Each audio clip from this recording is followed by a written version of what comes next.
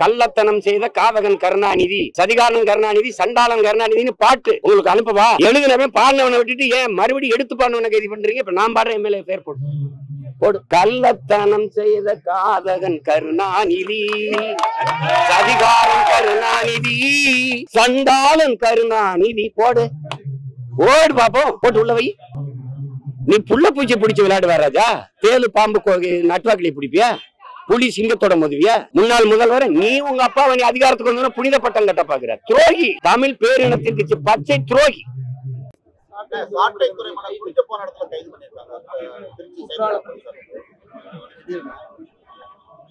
சொல்லுது போல அவரு அவங்க ஊர்ல அடுத்த வாரம் கொடை வருது, அதுக்கு போய் கொஞ்சம் ஊர்ல அம்மா அப்பா பார்த்து வரலான்னு போனாரு. அது எனக்கிட்ட கேட்க கூடாது, நீங்க தான் ஊடகவியலாளர் தான் பேசணும்.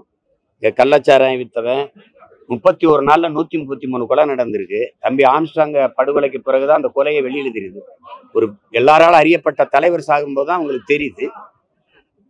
83 மரணம், அதுக்கு முன்னாடி 19 மரணம் மரக்காணத்துல. இங்க கள்ளக்குறிச்சியில் இத்தனை பேர் சாவு. இவ்வளவு பிரச்சனைக்கு அப்புறம் விக்கிரவாண்டியில நேற்று கள்ளச்சாராயம் குடிச்சு பல பேர் மருத்துவமனை. கேட்டா புதுச்சேரியிலிருந்து வந்துருச்சுங்கிறீங்க. வெக்கமா இல்ல உங்களுக்கு? அத்தனை இடத்துல சோதனை சாவடி போடுறீங்க. எங்க வண்டியெல்லாம் புதுச்சேரியிலிருந்து வரும்போது திறந்து பாக்குறாங்க. எப்படி சாராயம் வருது? கள்ளச்சாராயம் எப்படி வருது? உங்களுக்கு தெரியாம காத்துல பறந்து வந்துருதா?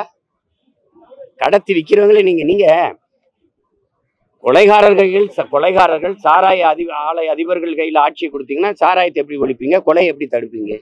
அவங்க மேலையெல்லாம் பாயாத அந்த வழக்கு சட்டம் கைது. ஒரு பேசுறது மேடையில எதுக்காக துரைமுருகனை கைது செய்து இந்த அரசு? என்னை விட பேசிட்டானா? எம்எல்ஏ நீங்க பெரிய அதிகாரத்தில் இருக்க பெரிய பவர்ஃபுல் கிங்கு தானே நீங்க. என்னை கைது பண்ணுங்க பாப்போம். என்னை சுத்தி இருக்க கைது செஞ்சு எனக்கு நெருக்கடி கொடுத்துருக்கு. இது ஒரு ஆட்சி முறை. சரி, எதுக்காக கைது சொல்லுங்க? அவதூறு என்னங்க? அது இருந்த பாட்டுங்க. கள்ளத்தனம் செய்த காவகன் கருணாநிதி, சதிகாரன் கருணாநிதி, சண்டாளன் கருணாநிதினு பாட்டு உங்களுக்கு அனுப்பவா? எழுதுனவன் பாடினவனை விட்டுட்டு ஏன் மறுபடியும் எடுத்து பாடினவனை கைது பண்றீங்க? இப்ப நான் பாடுற எம்எல்ஏ பேர் போடு. கள்ளத்தனம் செய்த காதகன் கருணாநிதி, சதிகாரன் கருணாநிதி, சண்டாளன் கருணாநிதி போடு பாப்போம். போட்டு உள்ள வை. நீ புள்ள பூச்சி பிடிச்சு விளையாடுவா ராஜா? தேலு பாம்பு நட்வாக்கிளி பிடிப்பியா? புலி சிங்கத்தோட மோதுவியா?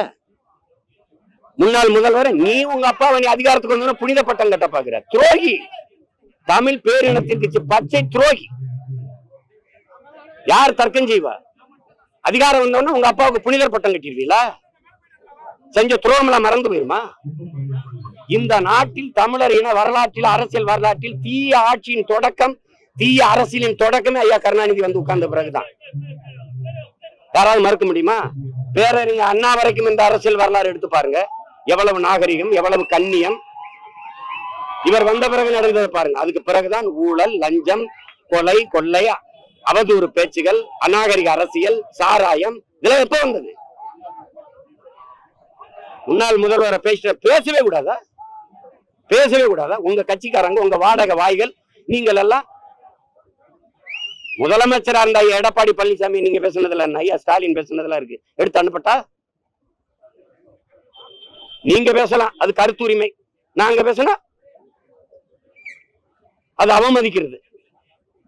என்ன அப்படி உங்க அப்பா வந்து அப்படி இறை தூதர், இறை மகன் இயேசு இல்ல சொல்லுங்க, பகவான் கிருஷ்ண பரமாத்மா என்னன்னு சொல்லுங்க.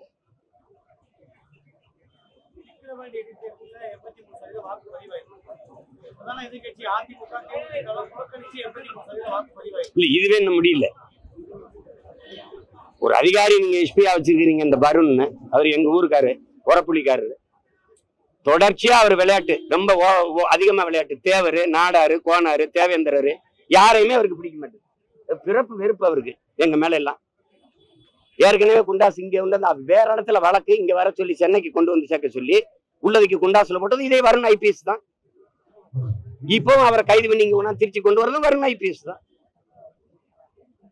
இதெல்லாம் மறந்துருவோம். நீங்க அப்படியே அவர் எதுல ஆடுறாரு? சர்வேசனும் நீங்கள் ஐபிஎஸ் படிக்கும்போது ஒரே பேச்சு மட்டு. ரத்தீஸ் அவருடைய தம்பி, அவங்க ரெண்டு பேரும் அதிக அதுல இருக்கனால எதா இருந்தாலும் ரத்தீஸ் தான் நிர்வாகம். அவர் தான் அவர் தான் அதிகாரியை பணியமர்த்துவாரு, பணியிடம் மாற்றுவாரு. எல்லாரும் ரத்தீஸ் தான். அதனால மேலிட அழுத்தம் மேலிடம் எத்தனை நாள் நீங்க மேலிடத்தில் இருப்பீங்க? எத்தனை நாள் நீங்க மேலிடத்தில் இருப்பீங்க? நீங்களே பாருங்க. இது ஏன்னா தம்பி உதயநிதி கூட இருக்க ரத்தீஸ் தான் இந்த அதிகாரிகளை எல்லாம் பணியிடம் மாத்துறது, பணி உயர்வு செய்யறது எல்லாம். அவர் கூட இருக்காருங்கிறதுல நீங்க அடிக்கடி கை வச்சு விளையாடுறாரு அந்த வருண் ஐபிஎஸ். உண்மையிலே நீங்க என்ன வேணா ஆதாரங்களை தர்றேன். விரட்டி தேவரு, தேவேந்திரரு, நாடாரு, கோனாரு, அவரு வன்மம்.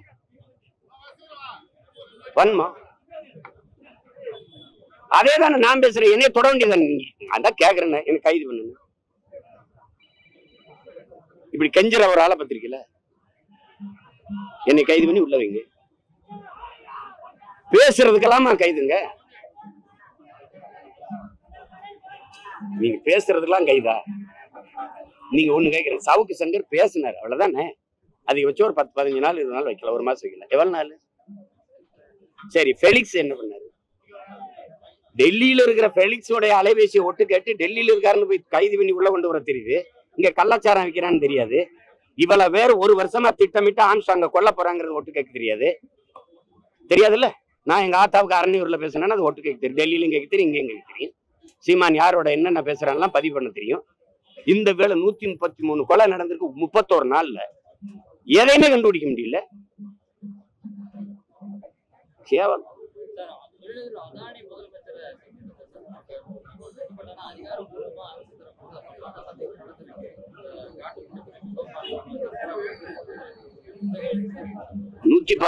அதாவது நீங்க இனி புதிதாக ஒன்றை தொடங்க முடியாது. இருக்கிறதை விரிவாக்கம் செய்து கொள்ளலாம்னு ஒப்பந்தம் போட்டு அதானிக்கு கொடுத்தது ஐயா கருணாநிதி அவர்கள் தான்.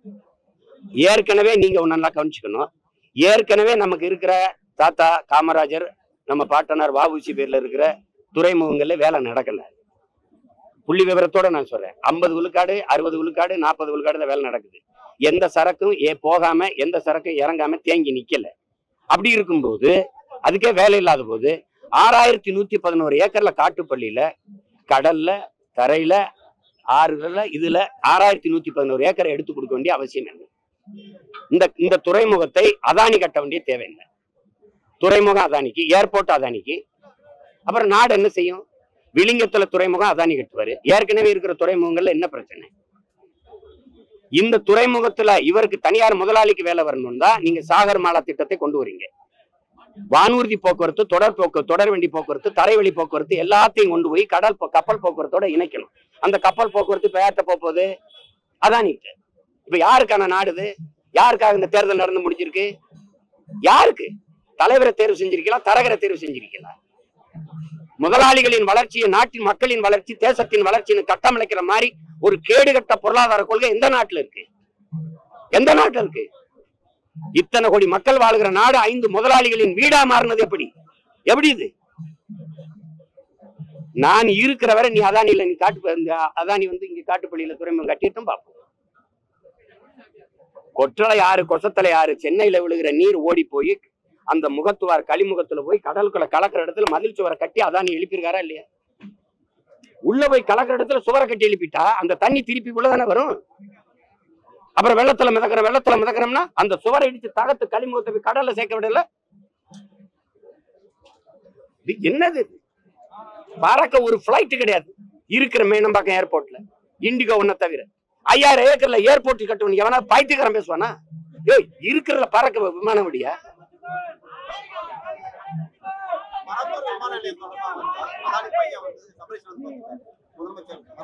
பார்க்கலாம், பேசலாம், போகலாம், அவ்வளவுதான்.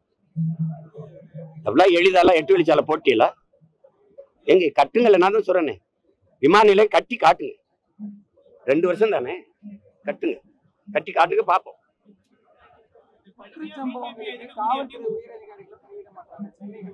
அது மாதிரி பைத்தியக்காரத்தனை ஏதாவது உண்டா? கள்ளச்சாராயத்துக்கு அந்த மாவட்ட ஆட்சியருக்கும் அந்த மாவட்டத்துல இருந்து காவல்துறை அதிகாரிக்கு அது சம்பந்தம் இருக்கா? ஒருத்தர் சஸ்பெண்ட், பணியிட நீக்கம், ஒருத்தர் பணியிட மாற்றம். இதனால சார் அவங்கள ஊழல் போட்டு காய்ச்சினாங்க தம்பி, காய்ச்சினாங்க. இந்த கண்ணுக்குட்டி நேற்று ஊழல் போட்டு இன்னைக்கு காய்ச்சி காலையில் செத்தான தம்பி. பல வருஷமா வித்துக்கிட்டு இருக்கான். செத்தனான வெளியில் இருக்கு, இல்லைன்னா வித்துட்டு தானே இருப்பான். அப்புறம் சும்மா ஏதாவது சொல்றதான் தம்பிட்ட அப்படி மாத்தினால நாங்க புனிதர் ஆயிடுறோம். அவர் தவறு நடந்துருச்சு, ஒரு அதிகாரி தவறு நடந்தாரு, அதிகாரி நியமிச்சது நீங்க, அதிகாரி உங்களுக்கு இருந்து வேலை செய்யறாரு. நீங்க தார்மீகமா முதலமைச்சர் பொறுப்பேற்று வழங்கணும்ல. அரியலூர் அந்த ரயில்வே விபத்துக்கு அன்னைக்கு அமைச்சர் அந்த லாலு சாஸ்திரி நேர்மையா நான் பதவியில இருக்க தகுதியற்றவன் நீக்கினாரு. அரியலூர் விபத்துக்கு அவருக்கு என்ன சம்பந்தம்? அப்படி ஏதாவது பொறுப்பேற்பீங்களா? உங்களுக்கு கீழே இருக்கிற இவ்வளவு குற்றச்செயல் வருது, நான் இதுக்கு தகுதி இல்லைன்னு நீக்குங்க. குறைஞ்சபட்சம் அந்த பகுதியில் இருக்க உங்க சட்டமன்ற உறுப்பினர் ஒரு பாரம் அவங்களாவது விளக்க சொல்லுங்க பாப்போம். சும்மா பலிகடா காவல்துறை அதிகாரிகளை, இவங்களுக்கு தெரியாம காவல்துறை அதிகாரிகள் கண்டுக்கிறாம இருக்காங்க. மேலிட துறைமுருகன் கைது என்னங்கன்னு கேட்டா மேலிடத்திலிருந்து அழுத்தம். அந்த மேலிடம் யாரு? தம்பி உதயநிதி கூட இருந்து செயல்படுத்துறாரு. தம்பி ரத்தீஷ் வைங்க. எத்தனை நாளைக்கு நீங்க மேலிடத்துல? பல மேலிடங்கள் இப்ப எங்க இருக்கு? ரொம்ப மேலிடத்துக்கு போயிடுச்சு. பார்க்கத்தானே போறோம். வேற என்ன? நாளைக்கு மறுநாள் தெரியுமில்ல தம்பி. நீங்க எல்லாம் இவ்வளவு ஊடகங்கள் இருக்கீங்க, மனச்சான்றோட யாராவது இயங்குறீங்களா? மனச்சான்றோட ஒரு தெருவுக்கு ஒரு அமைச்சர் எந்த வேலையும் செய்யல, மக்கள் பண்ணி பார்க்கல. ஒருத்தர் லட்டுக்குள்ள மூக்குத்தி, ஒருத்தர் சாப்பாடு, ஒருத்தர் வேட்டி சேலை, ஒருத்தர் 2000 3000 பணம். இது போக இவ்வளவு கொடுத்து 3 ஆண்டு ஆட்சியின் சாதனை எல்லாம் பேசுறீங்களா? அப்புறம் என்ன இதுக்கு கள்ள ஓட்டு போடுற? ஓட்டியா இல்ல? எது கள்ள ஓட்டு போடுற? இது ஒரு தேர்தல்.